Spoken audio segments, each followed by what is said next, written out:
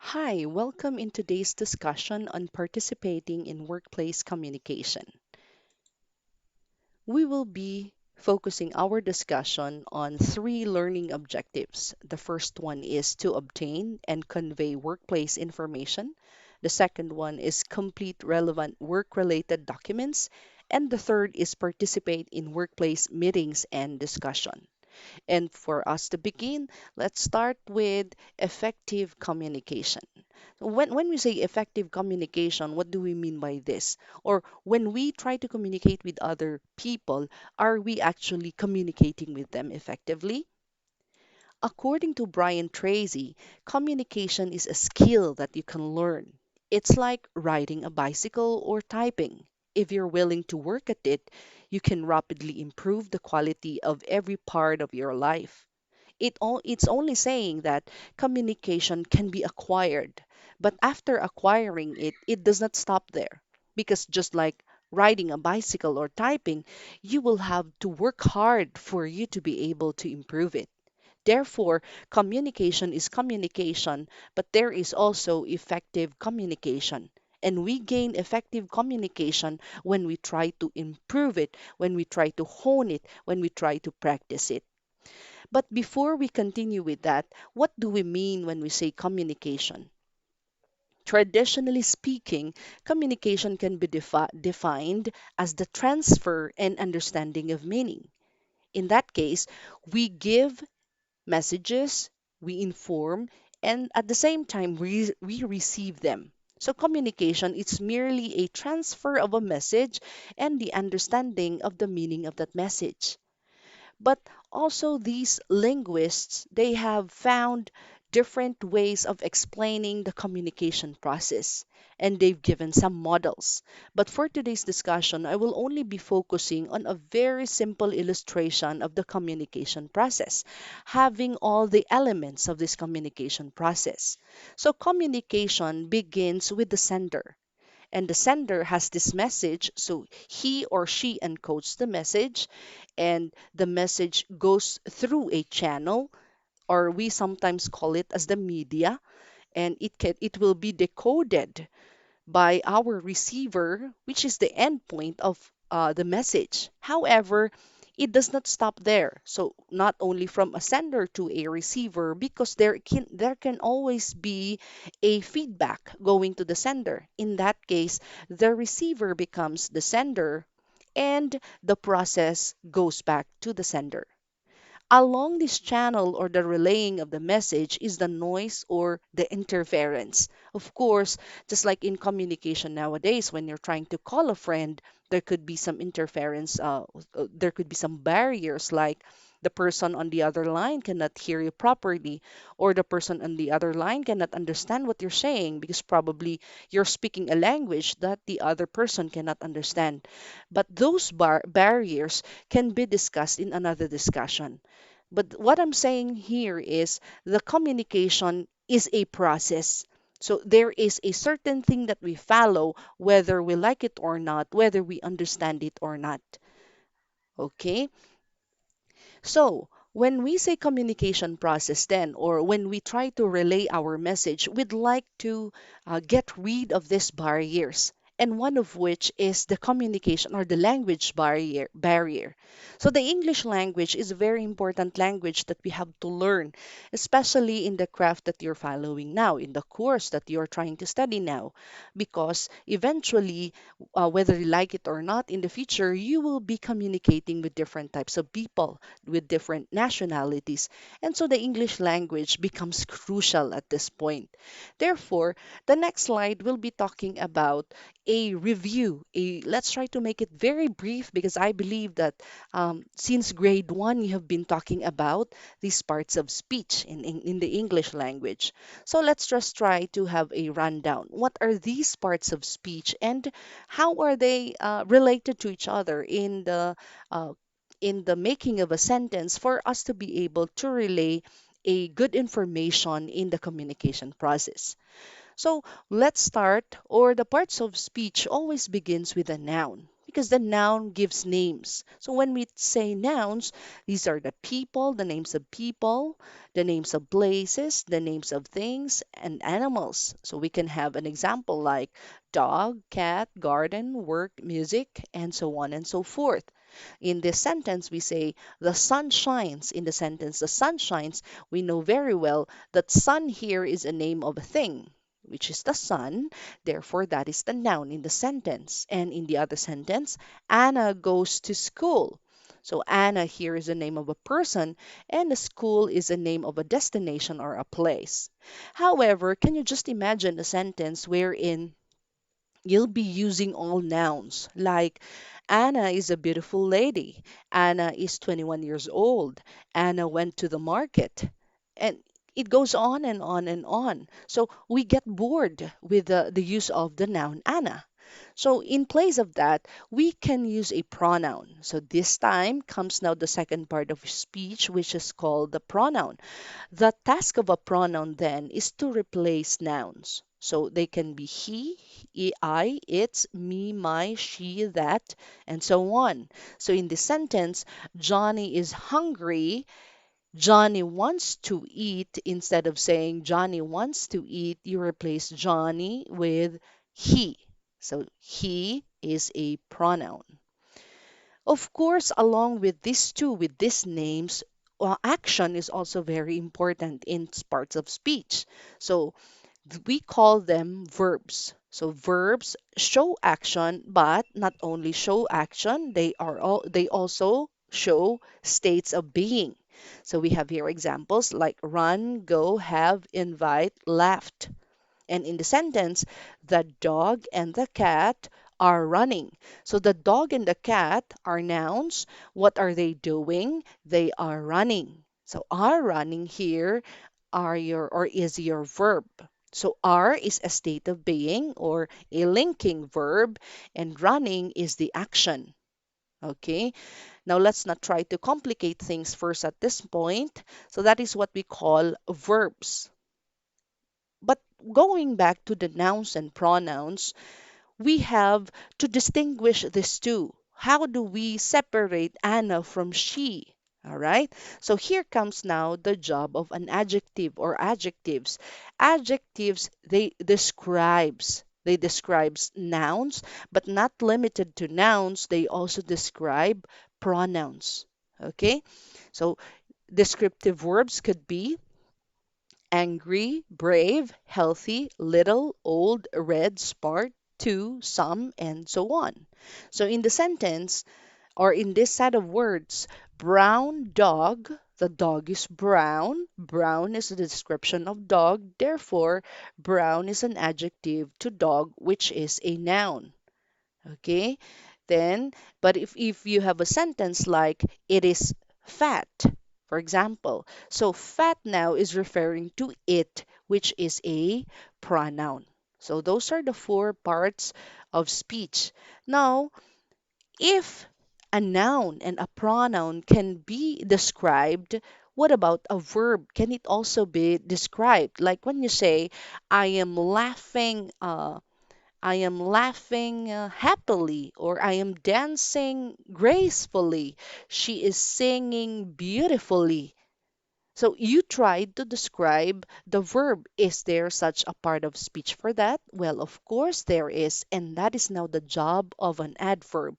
So adverbs describes verbs, adjectives, and other adverbs. So like badly, fully, hardly, nearly, never, quickly, silently, well. Ladies and gentlemen, do not be misled and say that all adverbs only end in ly. Well, most of them do, but not all of them. Like we have the word never here, or almost, or well. Okay, so the only clue here then is if that word is describing an adverb or an adjective or another adverb, then it is called an adverb. But if the word is describing a noun or a pronoun, then you call that an adjective. Okay? Now we also have here articles. Articles are actually the small words, so including these prepositions, conjunctions, and interjections. These are we call function words. Okay, in if we try to separate the two parts or the two types of parts of speech, we have the content words, that is what we have discussed earlier, and this time we have the function words, because a sentence cannot be complete without these ones. So an article here, we only have three articles in the English language. We have the, a, and an. And of course, even in elementary, we have learned that when we say and an, a is used for consonants and an is used for vowels. And the, what's the difference between the and a? Well, it talks about specification, like the boy. I'm talking about a particular boy and not only a boy, which is, yeah, which is different. Okay. So in this sentence, the dog, the cat, I'm pertaining to one particular dog and one particular cat. Articles are signals that a noun is going to follow. So it will tell you that there is a noun that will come after. That's an article. The preposition, on the other hand, shows relationship between words in a sentence. So we have to relate these words in sentences for us to be able to come up with sound sentences. Therefore, we need prepositions to show the relationships. And the English language is plentiful when it comes to prepositions. If we're going to discuss prepositions, 1 hour would not be enough, or one sitting would not be enough. So it would be your task to find what are these prepositions and then try to see how are they to be used in sentences properly. That is also very important. We cannot just say in or on in any sentence that we like, but we have to use them correctly in our sentences. So in this sentence, for example, I am going to my garden. So you did not say, or it did not say, I am going in my garden or I am going on my garden. It says, I am going to my garden. So there is an explanation to that. All right. The next one are the conjunctions. So the conjunctions task is to connect words, phrases, clauses, or even sentences. So we have here there are three types of conjunctions. We have the coordinate conjunctions, we have the subordinate conjunctions, and we have the correlative conjunctions. So when we say coordinate conjunctions, for us to easily remember them, you have to remember the fun boys. So F for, uh, a, and, n, nor, b, but, o, or, y, yet, and s, so. That's easy, right? So just remember them, and that those are what we call the coordinate conjunctions. What is the job of these coordinate conjunctions? They connect independent clauses, okay? Independent clauses, or those clauses that can stand on their own. Also, we have subordinate clauses like unless, either, after, before, neither, because, since. These are also connecting words, so linking words. They try to connect phrases and clauses. An example here, I was tired, so I went to sleep. So that is a coordinating conjunction. But if we would like to use since, for example, since it's raining today, I need to stay here for a while. So since it is raining today, there is a condition, okay? So each of this conjunction also has a particular job that cannot be replaced by other conjunctions. The last part of speech is the interjection. So these are the explanations, exclamations, I should say, that express strong feelings. So we have here examples like, oops, I spilled the milk. So that is an interjection. So again, you just have to remember that we have different parts of speech, and it is also our job to know how to relate them properly for us to be able to come up with good sentences. Now, along with this part of speech, we also have to remember our sentence construction.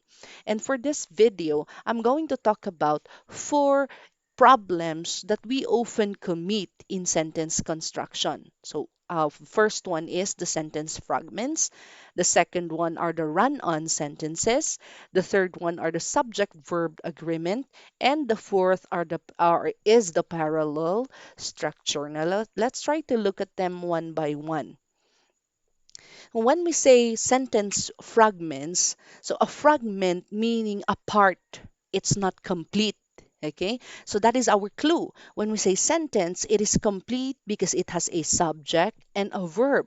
However, if one part is missing, then we already call it a fragment. You try to look at the sentence and analyze it based on these three. First one is you have to find the subject. Is there a subject in this sentence, for example, or in this statement? Let's just say statement. The student felt nervous before the speech. Is there a subject? Yes, that is the student. Therefore, this is a sentence. But in the second one, thought about leaving the room. Is there a subject? I cannot find any. Therefore, this is a fragment. The second way of identifying fragments is when you cannot find the verb. So, in this example, many scientists, like such as Einstein, think in strange ways. So we have here the subject scientists, and we have think as our verb. It's complete. But in the second one, the second example, we have here many scientists think in strange ways. There's a period there, therefore that is a separate sentence. But the second one, the continuation, is a problem because it says here Einstein, for example. Yeah, what about Einstein? What did Einstein do? So that's now the problem here. We don't have the verb. For the third one is you have to check for danger words. They usually begin with when or if or whether, like that. So when it rains, what now? What happens? So you cannot just say when it rains and it's a sentence. It's called a fragment. If you're going to complete it, then it can be when it rains, the gutters become clogged. See? So when we say sentence fragment, it is an incomplete part of a sentence.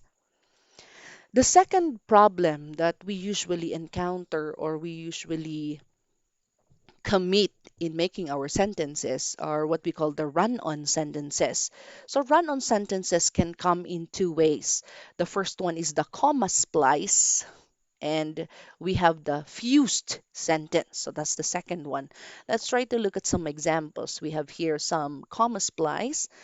John is a musician. He plays the guitar for a living.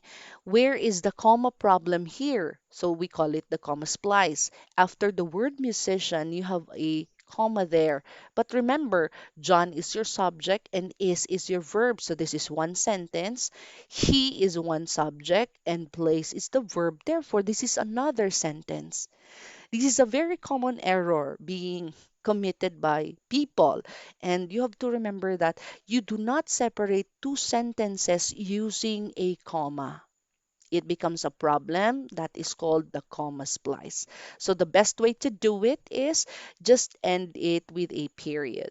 Meaning, one sentence is John is a musician, and the other sentence is he plays the guitar.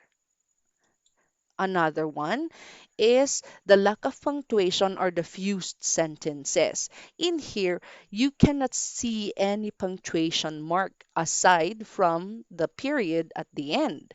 So, in this sentence, there is a problem with the television. However, no one is available to fix it.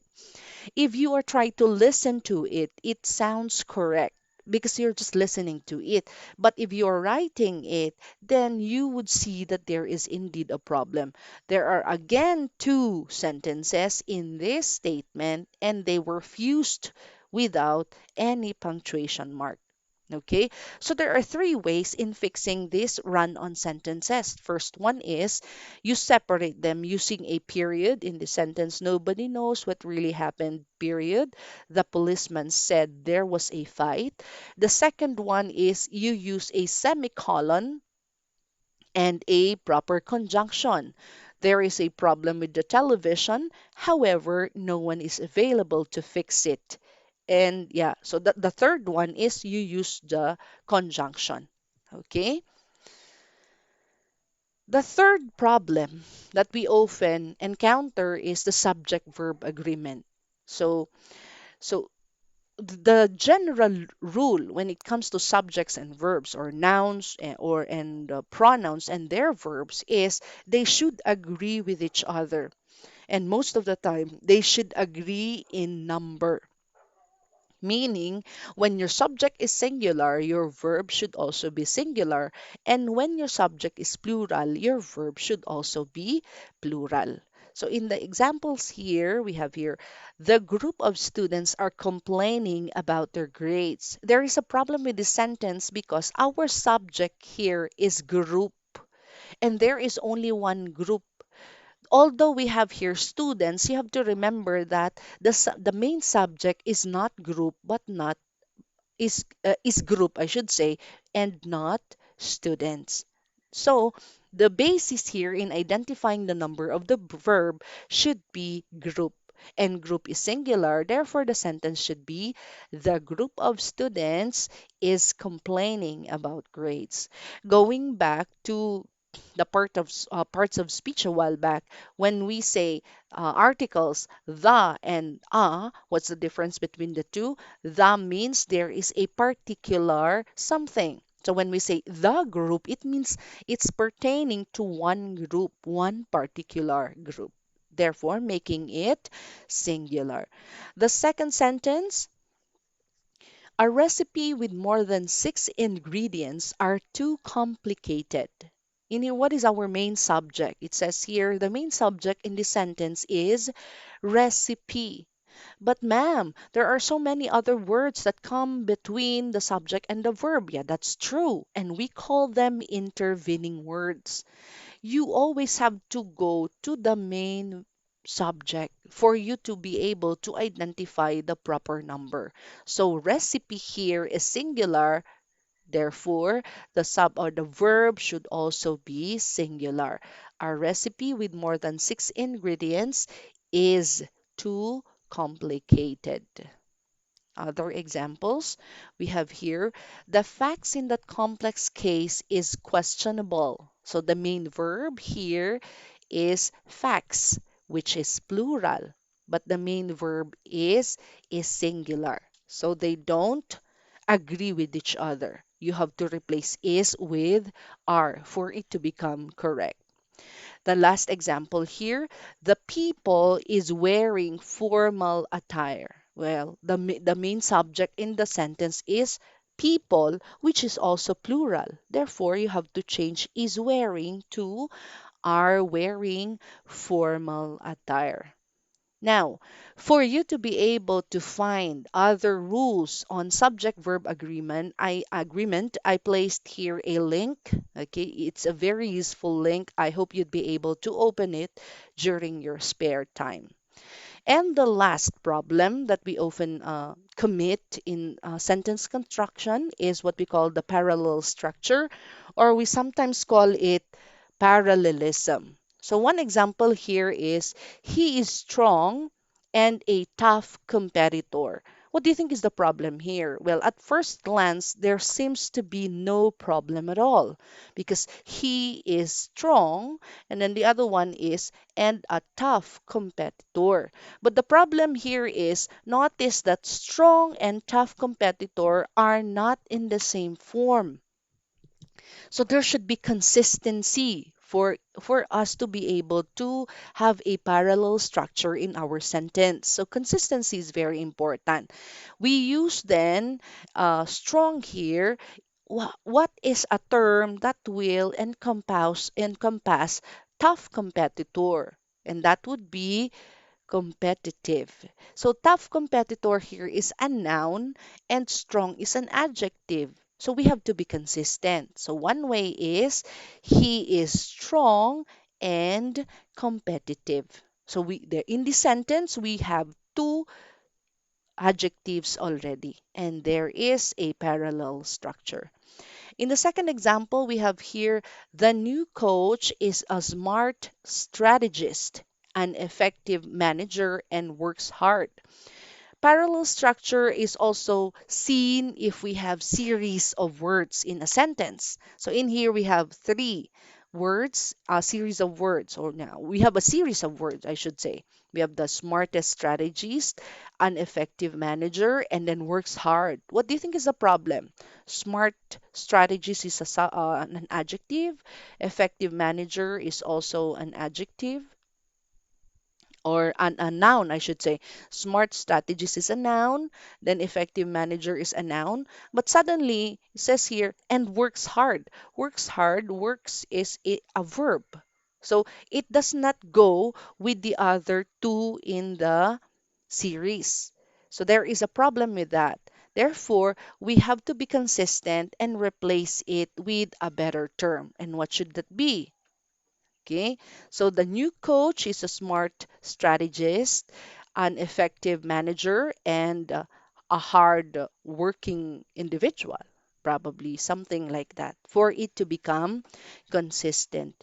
Another example we have here in the last minute of the game, John intercepted the football, evaded the tacklers, and a touchdown was scored.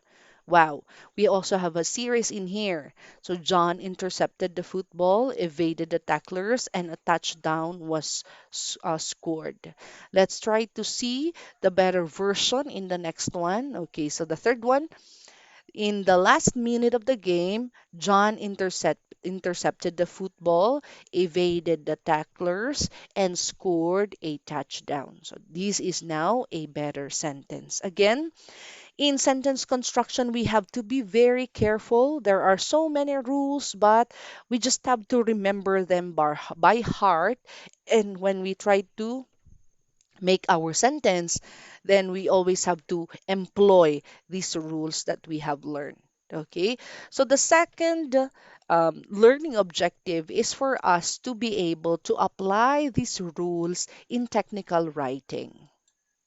Okay, so technical writing is a type of writing where the author is writing about a particular subject that requires a direction, an instruction, or an explanation. And when you go to the workplace and you will be having your boss, then your boss will be giving you directions, instructions, and explanations. What if you are tasked to do the job? So do you know how to do it? Okay. So this style of writing has a very different purpose and different characteristics than other writing styles, such as creative writing or academic writing or business writing. So when we say creative writing, this is like writing a story. Academic writing, writing a research paper, a business writing, writing a letter. So there are different ways. So we are focused on technical writing, like on the instructions or explanations there. So, technical writing is something straightforward and it should be something that is easy to understand. Because remember, you are giving an instruction and you are giving an explanation. And if your instruction is not that clear, then you don't expect a very good output from those people that you're trying to instruct. So it's very important to learn how to write technical papers. Okay? In the next slide, we have here the subject of technical writing. So they can either be two, one is tangible, the other one is abstract. When we say tangible, that is something can be seen or touched, such as a computer, a software program, or information on how to assemble a piece of furniture. You must have tried buying something new, and there is a manual.